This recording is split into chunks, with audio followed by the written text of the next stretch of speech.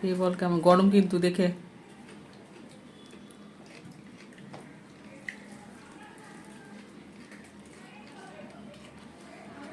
ভালো করে আজকে কষিয়ে রান্না করেছি মাংসটা। টক দই দিইনি কিন্তু আজকে, এমনি সব টক দই করে, আজকে টক দই ছাড়া করেছি। নর্মাল যেরকম মাংস করে পুরো সেরকম। কেমন হয়েছে বল? ভালো হয়েছে, অন্যরকম। গরম মশলা দিয়েছি বেটে। বেটে? হুম।